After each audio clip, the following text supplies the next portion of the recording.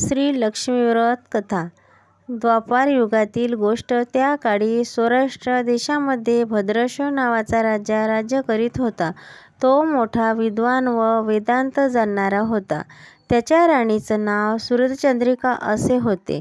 त्यांना 7 पुत्र व श्यामवाला नावाची एक कन्या होती. राजकन्या एके दिवशी आपल्या मैत्रिणीसह नगराबाहेरील उद्यानात विहार करीत असताना राजवाड्यामध्ये एक चमत्कारी गोष्ट घडून आली.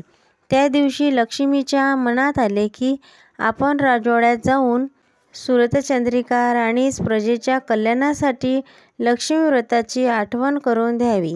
त्यामुळे माझे वास्तव्य राजवाड्यात राहून राजाकडून प्रजेचे कल्याण होईल. अन्यथा मी सामान्य माणसाकडे वास केल्यास फक्त एकट्याचा फायदा होईल. म्हणून जनकल्याणार्थ राजवाड्यात राहणे बरे असा विचार करून लक्ष्मीने एका वृद्ध स्त्रीचे रूप घेऊन व काठी टेकीत ती राजवाड्याच्या मुख्य दरवाजापाशी आली. तेव्हा तेथील द्वारपालाने लक्ष्मीला विचारले, आपणास कोणाचे भेटायचे आहे? तेव्हा लक्ष्मीने सांगितले की मला सुरतचंद्रिका राणी साहेबांना भेटायचे आहे. द्वारपालाने तसेच राणीच्या एका दासीला बोलावून लक्ष्मीची भेट घालून दिली. दासीनं अधिक चौकशी करण्याकरिता लक्ष्मी रूपातील वृद्ध स्त्रीला प्रश्न विचारले. आपण कोण? आपले नाव काय? आपण कोठून आलात? आपले राणी साहेबाकडे काय काम आहे?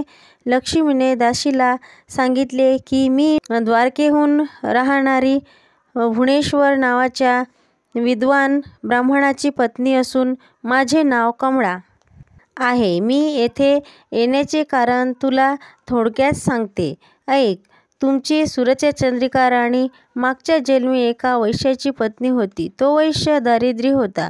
त्यामुळे नवरा बायकोचे वारंवार तंटे होत असत.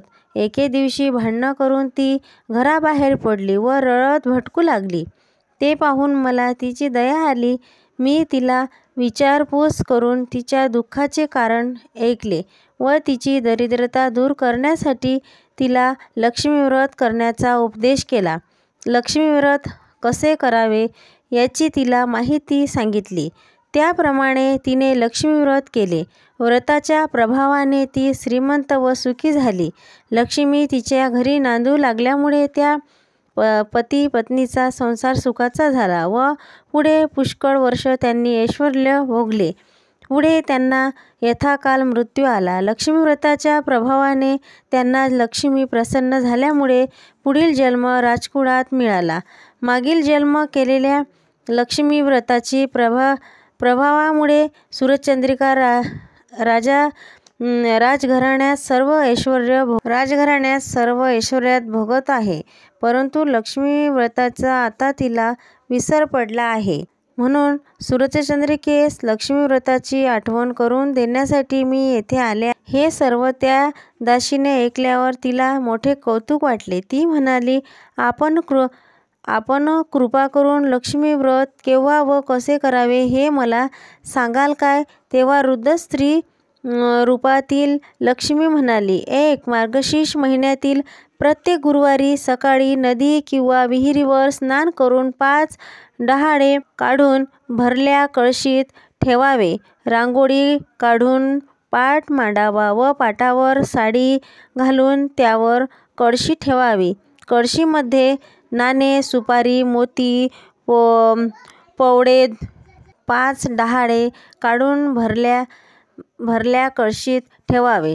रांगोळी काढून पाट मांडावा व पाटावर साडी घालून त्यावर कळशी ठेवावी. कळशीमध्ये नाणे, सुपारी, मोती, पवडे, दुर्वा घालाव्या. जवळ समई लावावी. कळशीवर 8 बाजूला हळदी कुंकवाची बोटे ओढावी. लक्ष्मी नमा म्हणून पूजा करावी व तुपाची निरंजनी ओवाळावे. पिण्यासाठी वाटीमध्ये दूध ठेवावे व पुऱ्या लाडूंचा नैवेद्य दाखवावा. काही फळे ठेवावी. पैसे, सुपारी, दक्षिणा, विडा ठेवावा. आणि आई लक्ष्मी अशीच येत जा. मुलांबाळांना सुखी ठेव. मला सौख्य दे. तुझी पूजा करू घे. सोन्या चांदीचा प्रकाश पडू दे. दूध दुभत्याची लयलूट होऊ दे. माझा नमस्कार तुला पोहोचू दे. तुझा आशीर्वाद मला मिळू दे. भरती घागर घरात राहू दे. तेल तुपाचा दिवा तुला दिसू दे. माझे बोल तू ऐकावे. तुझे बोल मी मानावे. हीच प्रार्थना अशी मनोभावे प्रार्थना करावी.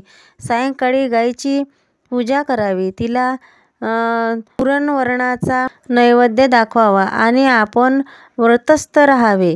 रात्री जागर करावा. उणे दुबणे बोलू नये. सकाळी कळशीतील पाणी नदी किंवा विहिरीत सोडावे.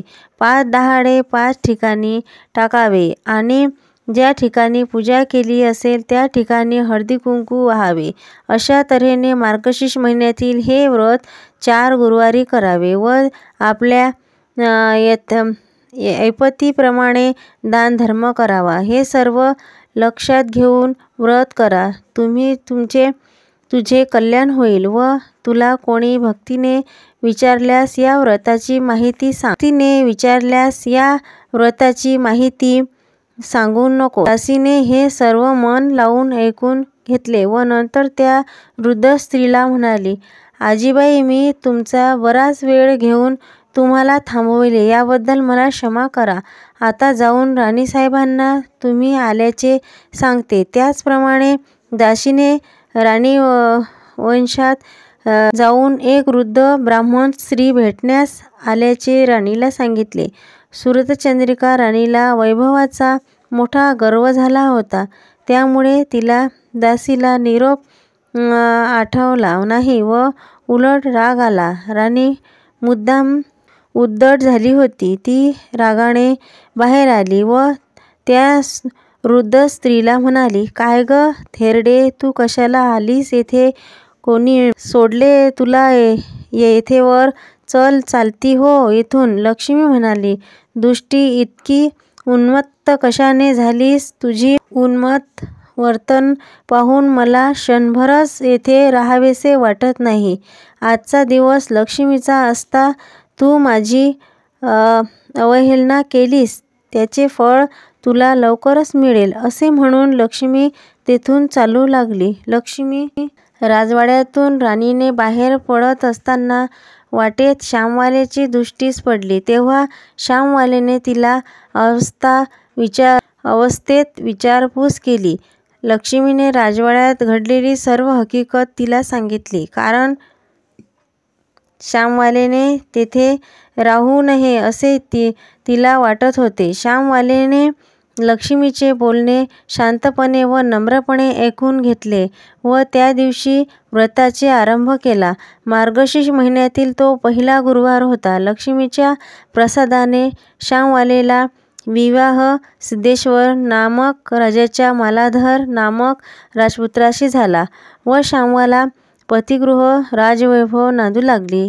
इकडे लक्ष्मीचा कोप होऊन भद्रश्व राजाचे राज्य लयास गेले. सर्व संपत्ती जाऊन राज्य भ्रष्ट झाला. त्याने सर्व वैभव जाऊन त्यास दरिद्रीता अवस्था प्राप्त झाली. राणीच्या आटमुड्या वागण्यामुळे राजकुमारही सोडून गेले. वेळेवर खाण्याचे अन्न नाही, पांघरण्यास वस्त्र नाही अशी स्थिती झाल्यामुळे राणीने आपल्या जावयाकडे जाऊन सहाय्यता मागण्याची राजाला सूचना केली. राजा त्याचप्रमाणे फिरत फिरत जावयाच्या राजधानीत आला व नदीकाठी विश्रांती घेऊन असता त्याला श्यामवाल्याच्या दासीने पाहिले व राजवाड्यात जाऊन श्यामवाल्याच्या कानावर घातले. ते ऐकून श्यामवाल्याने आपल्या वडिलांना वस्त्रभूषण व घोडा पाठवून मोठ्या आदराने बोलावून घेतले. त्याचा आदर सत्कार करून घरचे वर्तमान विचारले. सर्व ऐकून श्यामवाल्यास वाईट वाटले. श्यामवाल्याने पित्याचा 4 दिवस पाहुणचार करून द्रव्य देऊन निरोप दिला. भद्रश्व राजा ते द्रव्याचे भांडे घेऊन घरी गेला आणि त्यात सूरजचंद्रिकेने ते दाखविताच त्याचे कोळसे झाले. काही दिवसांनी सूरजचंद्रिका आपल्या लेकीकडे गेली. तो दिवस मार्गशीर्ष महिन्यात 4था गुरुवार होता. श्यामवाला नेहमीप्रमाणे लक्ष्मीव्रताच्या गडबडीत होती. पूजा आटोपून प्रार्थना करीत होती.